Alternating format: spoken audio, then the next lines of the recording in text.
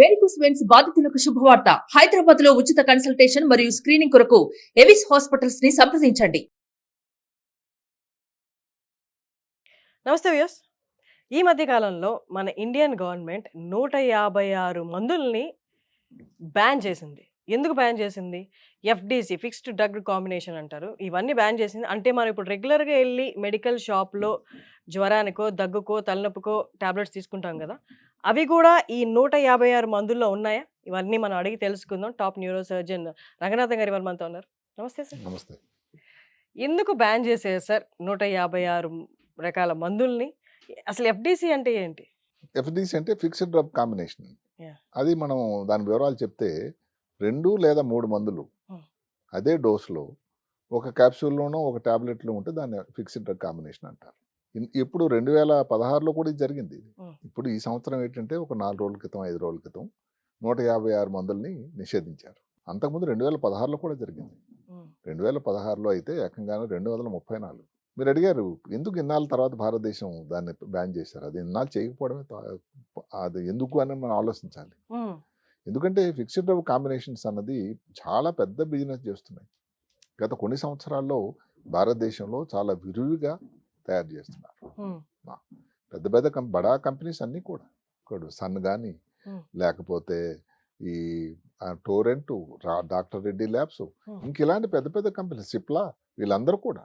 దానికి కారణం ఏంటంటే 2 మందులు కూడా ఇచ్చినట్టయితే ఇబ్బంది తొందరగా తగ్గిపోతుంది. ఇప్పుడు ప్రజలకు టైం లేదు కదండి, తొందరగా తగ్గిపోవాలి. హ్మ్. డాక్టర్ దగ్గరికి వెళ్తే పాతకాలంలో ఏదో సింపుల్గా పారాసిటమాల్ మందులు ఇస్తే వాళ్ళకి రుచించట్లా, ఇంకో డాక్టర్ దగ్గరికి వెళ్ళిపోతున్నారు. హ్మ్. సో అదే వీక్నెస్ని వీళ్ళు పట్టుకుని 2 మందులు ఇచ్చేస్తే అంటే అలాగే జరిగింది ఏమిటంటే, ఇప్పుడు మనకు ఉదాహరణకు కొన్ని మందులు తీసుకోండి. హ్మ్. జ్వరం వచ్చింది, హ్మ్. జ్వరం కోసం తగ్గడానికి పారాసిటమాల్ వేసుకుంటాం. హ్మ్. పారాసిటమాల్తో కాంబినేషన్ ఈ మధ్యన నిమిషలైడ్ అని ఒక మందు వచ్చింది. హ్మ్. నిమిషలైడ్ కూడా అదే పని చేస్తుంది. అయితే ఏమిటి, ఇది నిమిషలైడ్ తాలూకు పనితనం ఎంత? పారాసిటమాల్తో ఏదైతే జ్వరం తగ్గడానికి ఉపయోగపడేదంతా, హ్మ్. ఏదైనా వాపు కానీ యాంటీ ఇన్ఫ్లమేటరీ ఎఫెక్ట్ ఏదైతే ఆస్పిరిన్కి ఎంత అయితే ఉంటుందో అంతా, హ్మ్. అదే కాకుండా డైక్లోఫెనాక్ అని ఇస్తాం. డైక్లోఫెనాక్ నొప్పి కోసం, హ్మ్. ఆ నొప్పి తగ్గడానికి అంతా. అయితే మరి రెండింటి ఇవ్వడంలో ఎంతవరకు సబబు ఆ కాంబినేషన్? ఎందుకంటే అమెరికా లాంటి దేశాల్లో ఈ ఫిక్స్డ్ డ్రగ్ కాంబినేషన్స్ అలౌడ్ లేదు. హుహు. ఆ, హ్మ్. అంటే దానివల్ల ఇప్పుడు మాటకి ఇదే తీసుకోండి, నిమిషలేడు పారాసిటమాల్, లివర్ చాలా డ్యామేజ్ అయిపోతుంది. ఇంకొకటి, ఇప్పుడు డైక్లోఫెనాక్ అని ఉంది, అందరికీ తెలుసు, చాలా విరివిగా నొప్పి కోసం వాడేది అందరూ, వవిరాన్ అని. హ్మ్. అంతా చాలా వాడుతూ ఉంటారు. హ్మ్. ఒక వవిరాన్తో సరిపోదు, వవిరానే పొట్టలో మంటలు ఇవన్నీ వస్తూ ఉంటాయి. హ్మ్. దానికి తోడు సెరాపెప్టిడేజ్ అని ఒకటి కల్పిస్తున్నారు ఈ మధ్య. అంటే పులి మీద బుట్టలాగా అది. హ్మ్. అంటే రెండు కలిపి ఏం చేస్తాయి, ఏదైతే పొట్ట లోపల మంట ఇలాంటివన్నీ ఇబ్బందులు ఎక్కువ అవుతాయి. ఎవరికైనా గ్యాస్ట్రిక్ అల్సర్ కానీ ఉండేటట్టు దాని నుంచి బ్లీడింగ్. అబ్బో! పోనీ అక్కడితో కాకుండా కొన్ని యాంటీబయాటిక్స్ ఉన్నాయి. యాంటీబయాటిక్స్లో కూడా కాంబినేషన్ వచ్చాయి. ఇప్పుడు ప్రస్తుతానికి ఉన్న పరిస్థితుల్లో చాలా కామన్గా వాడే యాంటీబయాటిక్స్ ఏంటంటే క్వినోలిన్స్ అని ఉన్నాయి. హ్మ్. దానిలో సిప్రోఫ్లాక్సిన్, నార్ఫ్లాక్సిన్, నాఫ్లాక్సిన్, పీఫ్లాక్సిన్ ఉన్నాయి ఇలాంటి పేర్లు. హ్మ్. ఇప్పుడు మాటకు ముందు తీసుకుందాం మనం, ఏదైతే ఉందో ఈ సిప్రోఫ్లాక్సిన్ అని ఉంది, హ్మ్. చాలా ప్రశస్తమైన మందు. అంటే అసలు నిజంగా దీనికోసం ఏది మన టైఫాయిడ్ కోసం, మిగతా ఇన్ఫెక్షన్ చాలాంటికి, ఏది గొంతుకులో నొప్పి కానీ, పంటి నొప్పి కానీ, లేదా పొట్టలో ఏదన్నా కానీ నొప్పి కన్నా ఏదైనా ఇన్ఫెక్షన్ వచ్చినా, మెయిన్గా ఇన్ఫెక్షన్ కోసం, హ్మ్. యూరిన్లో ఇన్ఫెక్షన్ కానీ, వీటన్నిటికీ కూడా ఉపయోగపడేటువంటి గొప్ప మందు అది. హ్మ్. ఇప్పుడు ఈ సిప్రోఫ్లాక్సిలిన్ అనుకోండి, సిప్రోఫ్లాక్సిలిన్తో పాటు ఇంకా టినిడమైడ్ అని, టిమిడ్జోల్ అని ఇస్తున్నారు. హుహు. మరి దానివల్ల ఎంత ఉపయోగం? ఒకటి. రెండోది నార్ఫ్లాక్సిసిన్ అని చాలా ప్రశస్తమైన మందు, దేనికోసం, యూరిన్ ఇన్ఫెక్షన్ కోసం. దానికి తోడు మెట్రోనెడిజాలు, అలాగే ఆఫ్లాక్సిసిన్తో పాటు ఒరినెడిజాలు, ఇవన్నీ ఇవ్వడం వల్ల ఏమవుతుందనంటే టాక్సిసిటీ అన్నది వ్యక్తుల్లో పెరిగిపోతూ ఉంది. హ్మ్. అక్కడితో ఆగిపోవటం లేదు. ఇప్పుడు ఏదైతే ఉందో ఇందాక చెప్పుకున్నాం, టైఫాయిడ్ రావడానికి ఉపయోగపడేటువంటి సాల్మొనెల్లా టైఫీ అనేటువంటి బ్యాక్టీరియా హ్మ్. రెసిస్టెంట్ అయిపోతూ ఉంటుంది. చాలా చీప్ మందు అండి సిప్రోఫ్లాక్సిలిన్, భారతదేశంలో తయారీ ఉంది. హ్మ్.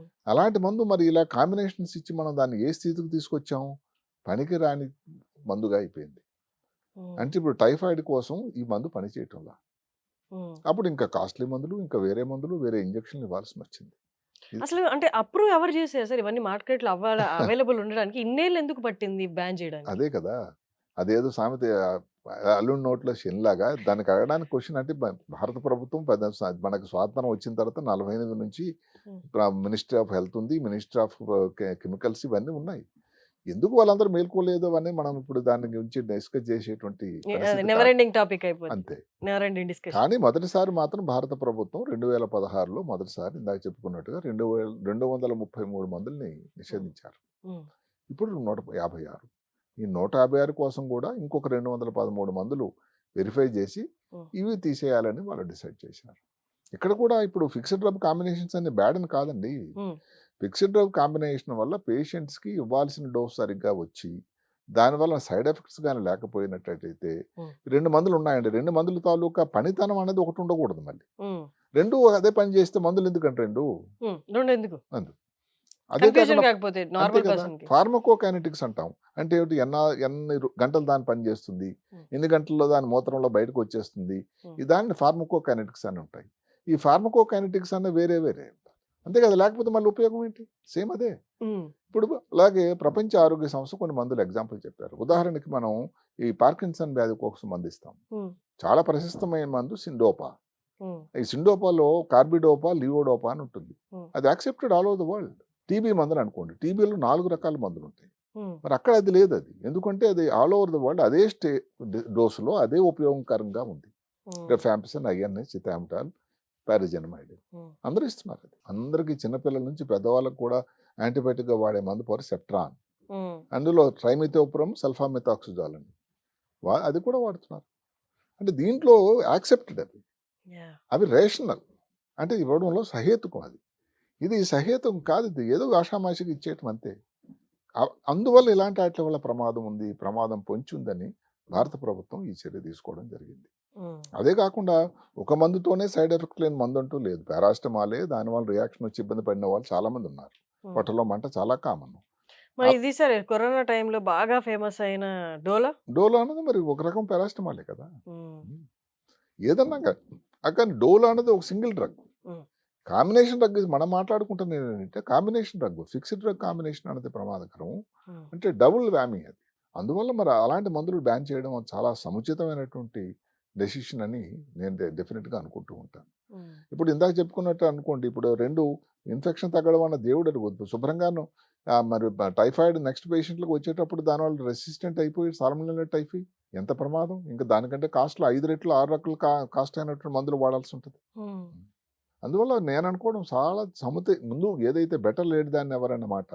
సరే 2016 వరకు భారత ప్రభుత్వం ఎందుకు మేల్కోలేదు అన్నది మనం అది పొలిటికల్ అడ్మినిస్ట్రేటివ్ డెసిషన్. అది బెటర్ లేట్ దాన్ని ఎవరు ఇప్పుడైనా మేల్కొని 2016లో కానీ 2024లో కానీ కొన్ని మందులని నిషేధించడం జరిగింది. ఇది మనం శుభసూచకం, నిజంగా మనం అభినందించాలి. సార్ ఫ్యూచర్లో will there be a state like, అంటే ఆ డాక్టర్ దగ్గరికి వెళ్తే సేమ్ పవరే వేరే కంపెనీ మందమ్మా, ఇది అదే పని చేస్తుంది కానీ ఇది వేరే కంపెనీ మందమ్మా, ఇవేమీ లేకుండా గవర్నమెంట్ ఇన్ఫ్లుయెన్స్ తోటి ఏ డాక్టర్ దగ్గరికి వెళ్ళినా పలానా సిమ్టమ్స్కి ఇదే డ్రగ్, ఎక్కడికి వెళ్ళినా ఇదే డ్రగ్ అనే సిచ్యువేషన్ వస్తుందా అక్కడ ఫ్యూచర్? డ్రగ్ అన్నది మందు అదేనమ్మా. అందులో కాంబినేషన్ కానీ కంపెనీ ఎవరైతే తయారు చేస్తున్నారో అన్నది. ఇప్పుడు భారతదేశంలో ఇప్పుడు ఫార్మా హబ్ ప్రపంచంలోనే, ముఖ్యంగా హైదరాబాద్ నగరం చాలా పేరెన్నికన్నది కోవిడ్ రోజుల నుంచి కూడా. అంటే ఇన్ని కంపెనీలు, దానివల్ల ఇక్కడ నుంచి దానికి ఇంపోర్ట్స్ కానీ ఎక్స్పోర్ట్స్ కానీ చాలా చాలా ఉంది. భారతదేశానికి చాలా అది తీసుకొచ్చేటువంటి ఆర్థిక పరిస్థితి మెరుగవడానికి ఉపయోగపడేది. అంటే అన్ని కంపెనీలు తయారైనాయి, చిన్న చిన్న కంపెనీల నుంచి పెద్ద కంపెనీల వరకు ఎన్ని ఉన్నాయండి ఫార్మా కంపెనీస్. ఇప్పుడు అదే పారాస్టమాల్ అనుకోండి, అందరూ డోల్ అని రాయరు కదండి, ఇంకోటి క్రోసిన్ అన్నారు, ఇంకో పేరు ఉంటుంది. అది భారతదేశం అన్నది నిషేధించడానికి లేదు. అయితే ఏంటంటే ఈ పని కోసం ఇచ్చే మందు ఇంతే డోసు ఉండాలి సుమా అని వాళ్ళైతే చెప్పొచ్చు. మెయిన్గా ఫిక్స్డ్ కాంబినేషన్ కోసం ఈసారి వాళ్ళు ఇది కొరడా జల్పించారు. Okay, thank you sir, thank you so much. Right.